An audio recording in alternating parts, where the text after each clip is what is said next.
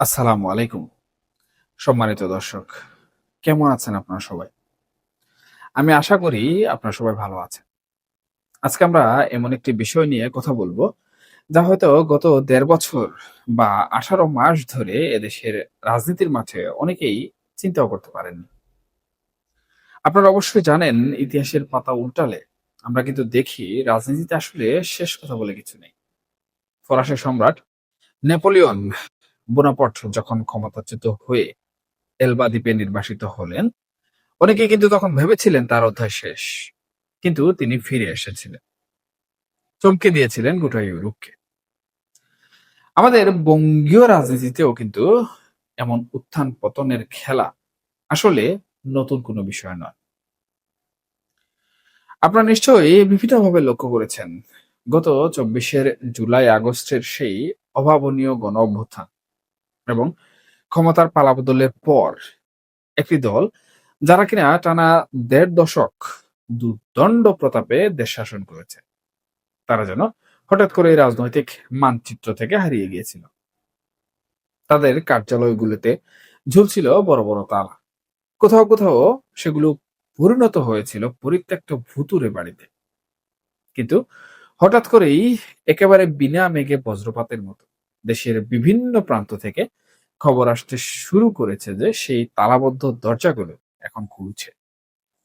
গণমাধ্যমের বরাতে আমরা জানতে পারছি, দেশের অন্তত ৯ থেকে ১০টি জেলায়, যেমন নোয়াখালী, বরগুনা, কুড়িগ্রাম, নারায়ণগঞ্জ, শরীয়তপুর, হবিগঞ্জ, রাজবাড়ী, চট্টগ্রাম, দিনাজপুরের পার্বতীপুর এবং সর্বশেষ নওগাঁতে আওয়ামী লীগের নেতাকর্মীরা আবারও কিন্তু তাদের কার্যালয়ে ইতিমধ্যে প্রবেশ করেছে। দেখুন, খবরটি কিন্তু শুধু কার্যালয়ে প্রবেশের মধ্যেই সীমাবদ্ধ নয়। আপনারা যদি দৃশ্যপটটি একটু কল্পনা করেন, দীর্ঘ ১৮ মাস পর কিছু মানুষ পুরনো ধুলো পড়া একটি অফিসের তালা ভাঙছে। ভেতরে ঢুকে তারা সমতনে জাতীয় পতাকা এবং দলীয় পতাকা উড়াচ্ছে। শুধু তাই নয়, বঙ্গবন্ধু শেখ মুজিবুর রহমান এবং শেখ হাসিনার ছবিও কিন্তু আবারও সগৌরবে টানানো হচ্ছে। সূত্র বলছে, সারা দেশে বিক্ষিপ্তভাবে অন্তত ৮০টিরও বেশি কার্যালয়ে এমন ঘটনা ঘটেছে। নোয়াখালীর মাইজদীতে সকাল ৮টায় টাউন হল মোড়ে ছাত্রলীগ যুবলীগের কর্মীরা ব্যানার ঝুলিয়ে দিলেন। নারায়ণগঞ্জে ভর দুপুরে রেলগেটের সামনে রীতিমতো দলীয় স্লোগান দিয়ে ব্যানার টাঙানো হলো। চট্টগ্রামের নিউ মার্কেট এলাকায় দারুল ফজল মার্কেটে তো একেবারে নতুন নেম প্লেট বা পরিচিত ফলকই লাগিয়ে দেওয়া হলো, যার ভিডিও কিন্তু সামাজিক যোগাযোগ মাধ্যমে রীতিমতো বেশ ভাইরাল হয়েছে। আপনারা সবাই কিন্তু সেটি দেখেছেন। এখন এই ঘটনাগুলো যখন ঘটছে, তখন সাধারণ মানুষের মনে, এমনকি আপনাদের মনেও নিশ্চয়ই একটি বড় প্রশ্ন কিন্তু উকি দিচ্ছে।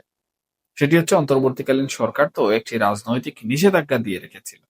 সেই নিষেধাজ্ঞা কি তবে নীরবে বাতিল হয়ে গেল, নাকি এর পেছনে অন্য কোনো গভীর রাজনৈতিক সমীকরণ এখানে কাজ করছে? দেখুন, একটু গভীরভাবে খেয়াল করতে হবে। বরগুনায় যখন কার্যালয়ে পতাকা উঠছে, তখন পুলিশের তরফ থেকে বলা হচ্ছে তারা জড়িতদের শনাক্ত করতে কাজ করছে।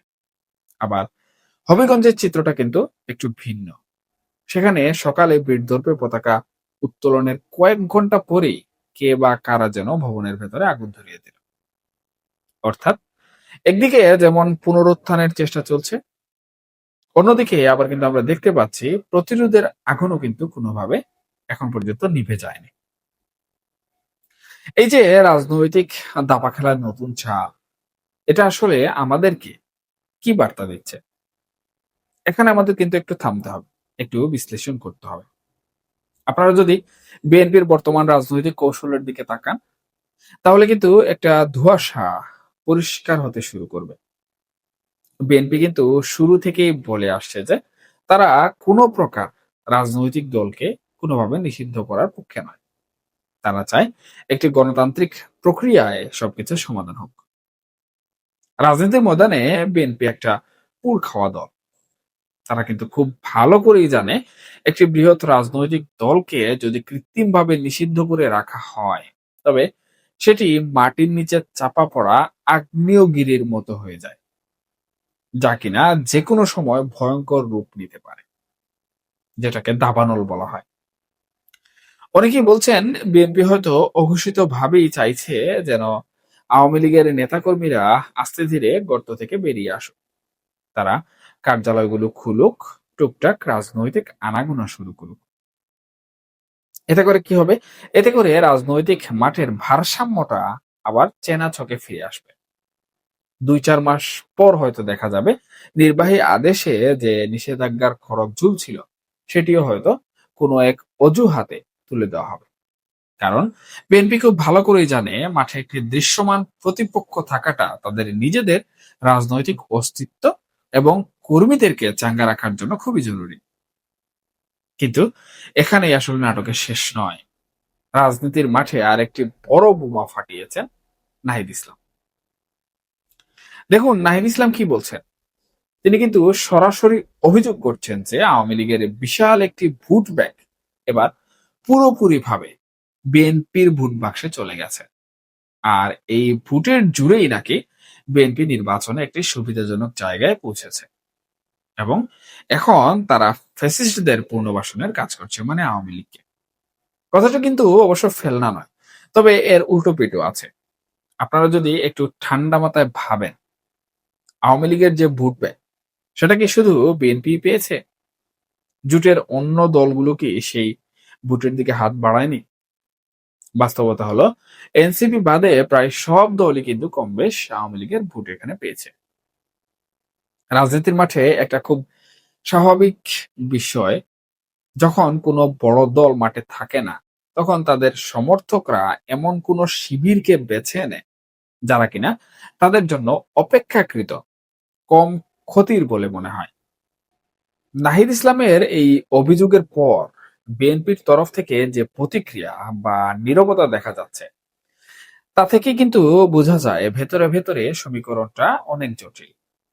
একদিকে অন্তর্বর্তীকালীন সরকারের সংস্কার এবং নির্বাচন পরবর্তী কার্যকলাপ, অন্যদিকে বিএনপির ক্ষমতা গ্রহণ, আর এর মাঝখানেই হঠাৎ করে আওয়ামী লীগের এই মৃত প্রায় শরীর ঝাড়া দিয়ে ওঠার চেষ্টা।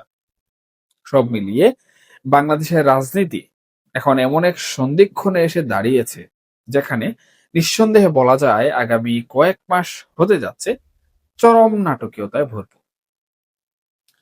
তাহলে আমরা আসলে কি ধরে নেব?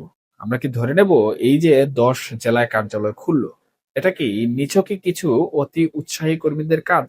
নাকি এর পেছনে রয়েছে কোনো সুদূর প্রসারী মাস্টার প্ল্যান? ভারত কি এখানে কোনো অদৃশ্য সুতোয় টান দিচ্ছে?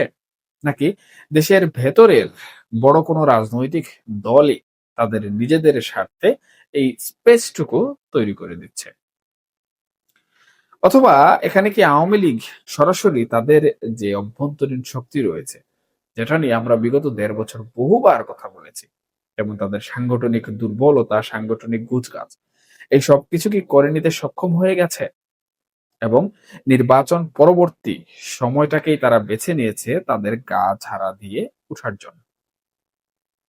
দেখুন আগামী দিনগুলোতে এমন কিছু হয়তোবা ঘটে চলছে বা ঘটতে চলেছে যার জন্য আমরা কেউই পুরোপুরি প্রস্তুত নই। এখানে আপনাদের কি মনে হয়? এই যে ১৮ মাস পর আওয়ামী লীগের এই ফিরে আসার চেষ্টা, এর পরিণতি আসলে কি হতে পারে? আপনারা চাইলে আপনাদের গুরুত্বপূর্ণ মন্তব্য আমাদের কমেন্ট বক্সে জানাতে পারেন। তবে আমি মনে করি জনমতের একটি বড় অংশ, বাংলাদেশের রাজনৈতিক দলগুলোর একটি বড় মতামত এবং যে দলটি বর্তমানে ঘুরে দাঁড়ানোর চেষ্টা করছে তাদের চেষ্টা এবং আইনি যে সকল প্রক্রিয়া রয়েছে সেই সকল প্রক্রিয়া সমূহ সবকিছুর উপর ভিত্তি করে কিন্তু বাংলাদেশের আগামী যে রাজনীতি সেই রাজনীতি দাঁড়িয়ে আছে। এখন এই বিষয়টুকু দেখানোর জন্য আমাদের আগামী কয়েকটা মাস অবশ্যই অপেক্ষা করতে হবে। এখনকার মতো এ পর্যন্তই। সবাই ভালো থাকুন, সুস্থ থাকুন এবং অবশ্যই নিরাপদে থাকবেন। আল্লাহ হাফেজ।